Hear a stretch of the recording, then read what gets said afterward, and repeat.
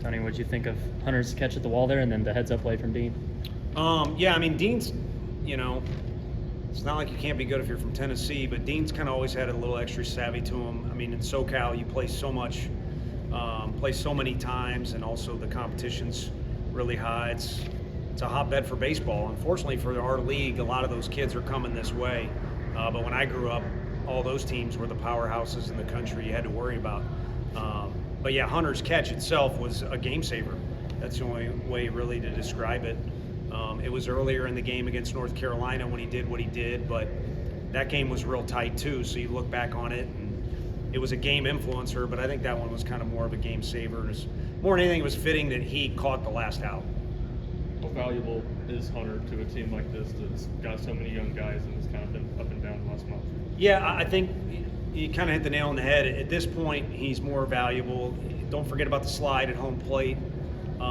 And obviously, we're facing a pitcher where you want to have some kind of confidence going in, and we chase a pitch early, and then we ground it out, I think. So you want to get something, and even though Hunter was out trying to stretch it into playing hard like he does, trying to stretch single and a double, it still matters. So on the play, all that's on the field, all that play stuff is great, performance stuff, but the influence and kind of the calm and the leadership, and I think he started to direct traffic a little bit more too this time of year, which is needed.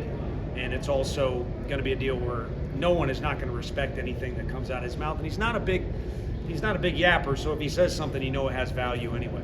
I was going to ask about that, Tony, in terms of his leadership. Is that something naturally that he's had, or has he had to just really kind of change some things to kind of grow into that? No, I think he's had to grow into it a little bit. I think dating back to his high school days, including on the football field, he was a leader by how he competed. And I think the phrase leads by example is kind of overused and it's pretty vague.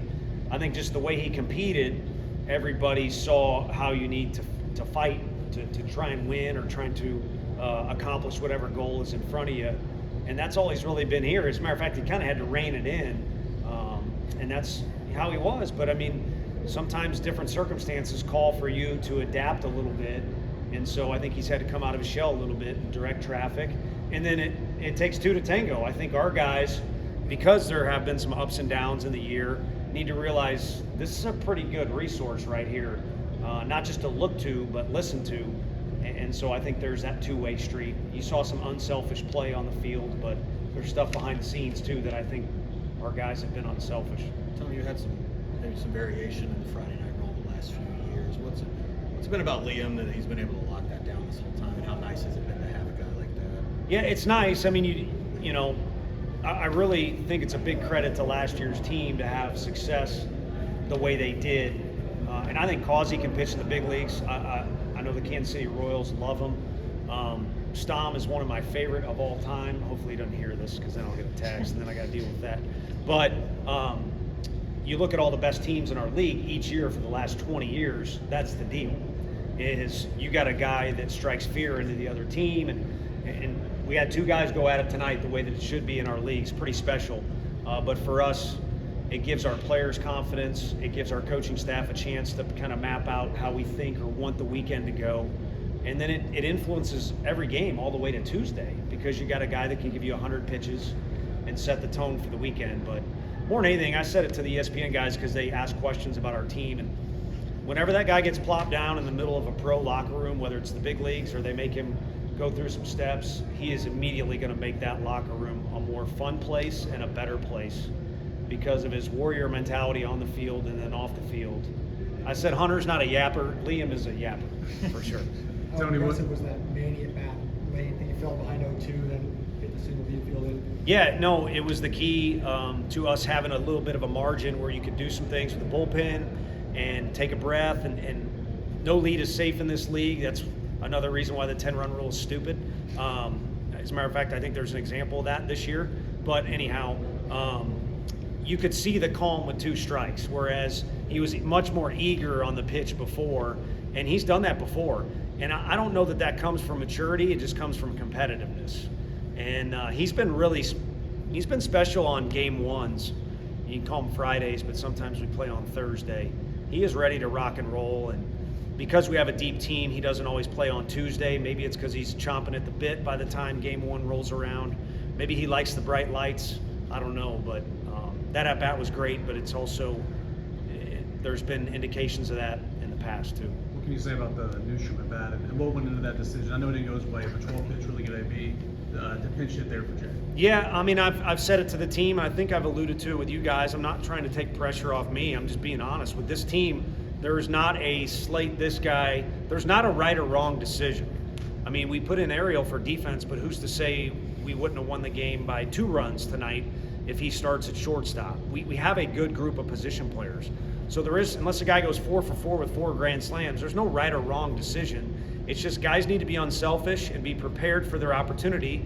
And when it comes, Jay needs to dab up Nui, and Nui needs to go in there and do his thing, even though it was literally last minute.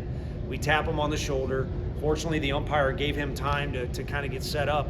And then that at-bat, when you're facing a kid like we were facing, that at-bat carries a lot of weight. We didn't get anything out of it on the stat sheet, but it was huge. It was incredibly impressive.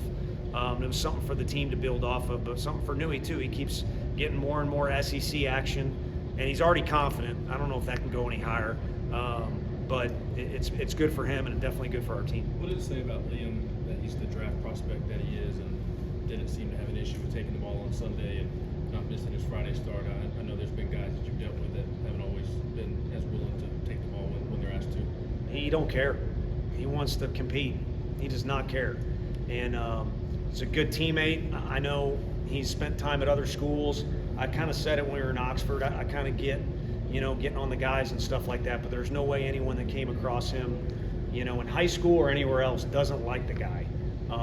And to your point, it's great that he was willing to take the ball in that situation. It would have been heartbreaking to have a poor weekend last weekend against Auburn, him not influence one of the games, because he really kind of didn't. Even I know he threw the 1/2 inning.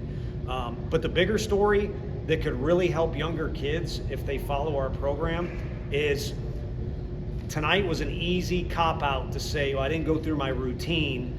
I didn't go through my usual deal. So tonight to me is the big story of it's not a guy that's looking to make an excuse or look for a reason and not perform his best, which I'm not knocking it because maybe I would have too. A lot of kids will use that as a cop-out. If I didn't get to go through all these routines, and kids are well coached now, those routines help you.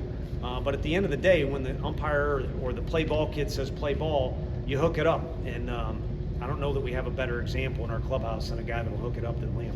In a close, low-scoring game like this, how much does the crowd impact the team? It's a one-run game, and we're playing at home.